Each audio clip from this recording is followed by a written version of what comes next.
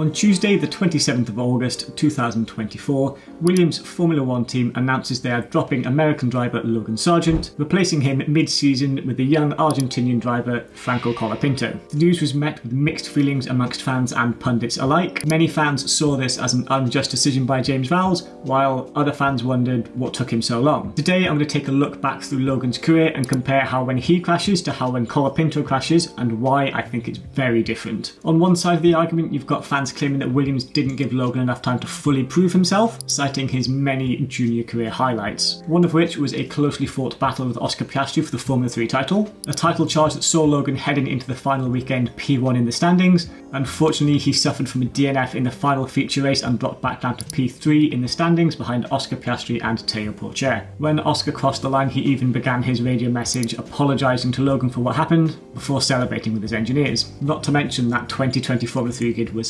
stacked with talent. Not only did you have the likes of current Formula 1 drivers like Oscar Piastri, Liam Lawson and Alpine rookie for next year Jack Doohan, you also had Teo Pourchaire, Dennis Hauger, Enzo Fittipaldi, Frederick Vesti, all drivers that have gone on to win multiple races in the junior categories. Unfortunately, Logan didn't secure the funding to do a Formula 2 campaign for 2021 and had to settle for an uncompetitive car and another year of Formula 3. Despite the lacklustre machinery, Logan still managed to get a couple of podiums to start the year and even managed to get a win in Sochi at the final weekend of the year. This performance was enough to get Logan on the radar of the Williams Development Driver Programme, and they funded a Formula 2 year for him in 2022. During that year, he would partner up with current Formula 1 driver Liam Lawson, so we have got a pretty good benchmark to rate Logan here. During that year, Logan did manage to get 2 pole positions to Liam's 0. Liam did, however, manage to get 4 race wins, each of them coming on a sprint race, whereas Logan secured victory in both the Silverstone and the Red Bull Ring, both feature race wins where they do pay the bigger points. The start of the year was heavily in Liam's favour, with a very strong P3 in race 1, P2 in race 2, and then his third race he ended up winning the Saudi Arabian sprint race, which is certainly not an easy track to win at. In contrast to this, Logan started his year with a P6, a P7 and a DNF. So it would certainly seem early doors that Liam had the measure of Logan for the year. 10 podiums for Liam, only 4 for Logan. As for DNFs, Liam finished the year on 4, Logan on 6. Judging from these facts, you're probably thinking Liam absolutely destroyed Logan, right? Actually, not really.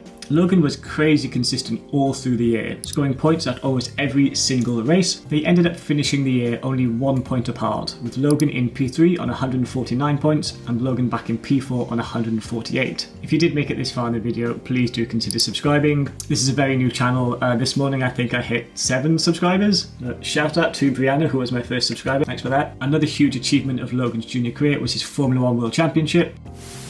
Was his Go-Karting World Championship. Not Formula 1 World Championship, of course, this was a junior go-karting championship. Other winners of this championship include the likes of Alex Albon, Charles Leclerc, and even Alain Prost. Also, while doing research for this video, I discovered that Oliver Oakes, the new team principal at Alpine, also won that championship back in 2005, and he managed to make it all the way to Formula 1. Not as a driver, but he's there. So after following Logan's Formula 2 campaign, I fully believe that him, and Liam for that matter, had what it took to be given a chance in the top tier of motorsport. When Logan got announced as the 2023 Williams Formula 1 driver, I was super excited to see how he got on. Like I said, I thought he did a great job in Formula 2. No, it wasn't the most electric campaign of all time, but he was always super consistent, and I think that's something the Formula 1 teams really look for. He would of course partner up with Alex Albon, who'd just spent the last year slapping up Nicholas Latifi. Hey girl. Oi, what are you doing? You wanna sit down? You wanna lie down? You wanna stare at me? Teddy. Stupid dog. As far as rookie years go, Logan certainly wasn't anything to write home about. There were some, albeit rare, glimpses of performance from Logan in 23, but there were also many mistakes from Logan, which led to him being crowned the 2023 World Destructor Champion, which, if you haven't seen this on Reddit, go and check it out. I absolutely love this data. I'll put a link to it in the description. Go and take a look. They've got data from loads of previous years, and this year's title fight is looking mega close. I mean, since Max has already won the title, there needs to be something to fight for now, right? So between the World Destructor Championship and the nail-biting battle for 21st?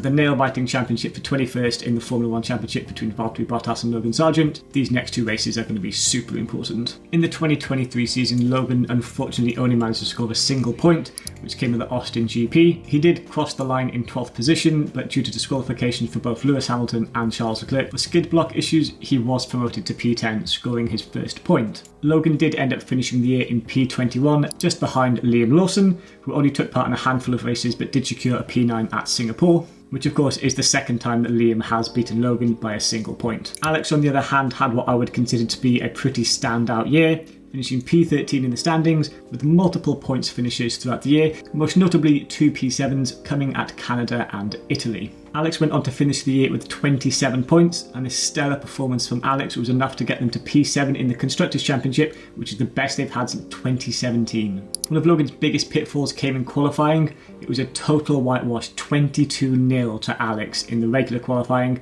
and 6-0 to Alex in the sprint qualifying. And it does go from bad to worse here, unfortunately for Logan. Before I share how much damage Logan did in 2023, what do we all think the total damage was?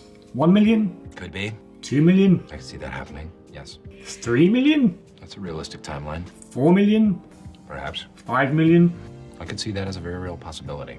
And the grand total is $4,333,000 of damage in a single year. Now that's a lot of damage! Now, in fairness, Alex did end up finishing with $2,786,000 worth of damage, which does also sound pretty terrible. If we run the numbers, we can figure out how much each driver cost the team per point in crash damages. Due to Logan's massive crash damage coming in at a hefty 4.3 million and only scoring a single point, the numbers are quite easy to figure out here.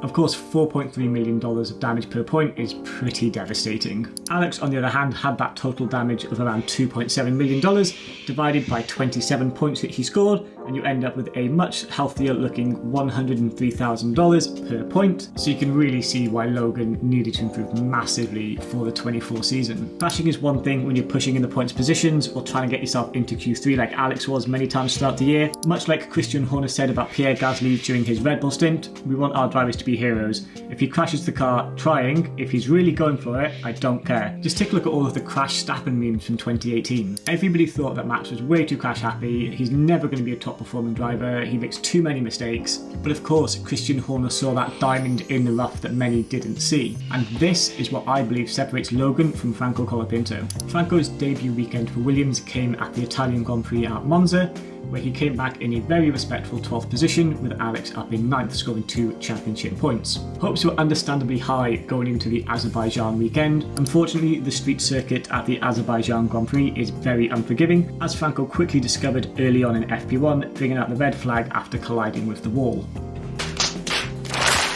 In the media pen afterwards, he did put this down to being a rookie error and apologised to the team for the damages. But let's not forget that Alex Albon also had a moment at the same corner, narrowly missing the wall, and Charles also caused a red flag after crashing the third sector of the lap.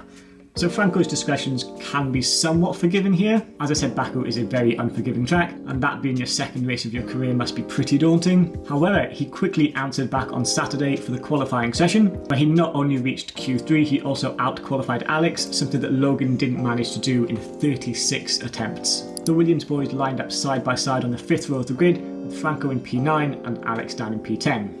Alex ended up coming home in P7, just 2 seconds behind him was Franco in P8.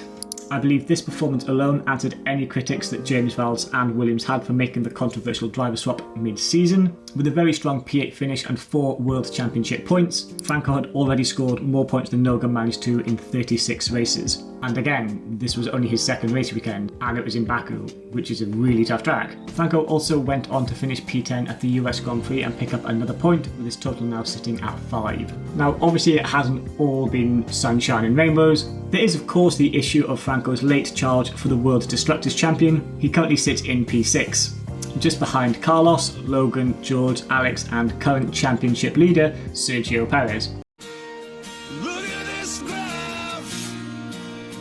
Sergio came into the year saying that he would fight for the championship this year. I'm not sure if he got confused. I mean, he is leading a championship, but it's probably not the championship you actually want to win.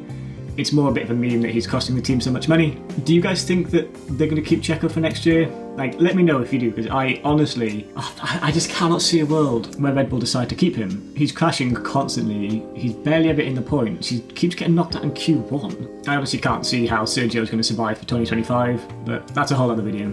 Enough Checo bashing, let's get back to Franco. His crash damage currently sits at $2,791,000 following a 50G impact at the Las Vegas Grand Prix. That was a mega crash that Franco had in qualifying. Like 50G is huge. And of course there were the rumours that he may not even take part in the race weekend, which would have been devastating for the whole team. In the end he did end up getting cleared by the race doctors to take part in the Grand Prix. He ended up finishing the race in P14, which isn't bad to be fair. I'm sure his confidence probably took a pretty big knock after that crash. Just for fun, I want to run the numbers on Franco's crash damage compared to his points as well. This does work out to be $558,000 per point. But if you compare that to Logan's total across his year and a half career in Formula 1, it comes out to a mind-blowing $7,341,000 of damage. How has he done that? How has he had so many... I can't help but feel bad for Logan. I mean, that is a devastating statistic.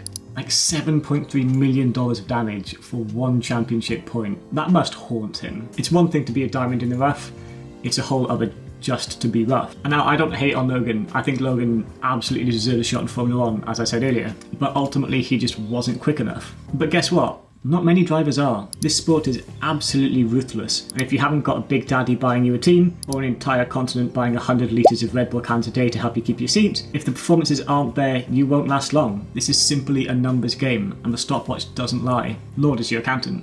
Unless you ask him to. But with Cadillac joining the team for 2026, Logan could secure himself either a full-time drive or possibly more likely as a reserve driver. Logan of course does have a lot of knowledge about how the team would run operationally, and I think he would definitely be an asset to them. I think Logan was doing some testing in IndyCar at Thermal the other day. I think it was with Meyer Shank Racing, so maybe he'll find himself a seat there for next year. And if Logan does get a seat in IndyCar next year, I'm going to be rooting for him.